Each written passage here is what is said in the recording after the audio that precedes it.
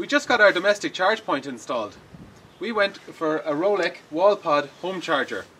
It was a very simple installation. Just the cable had to be installed above the fuse box in our house, through the attic, and then out through the wall here and down to the pod. It's very, very simple to use.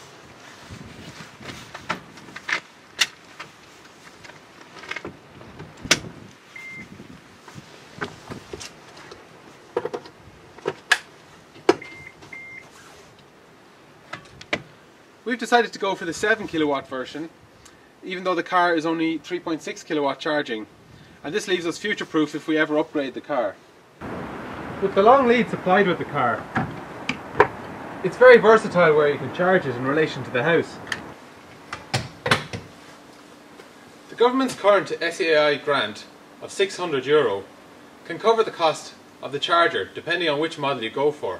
So essentially what you pay for is the cost of the approved installer.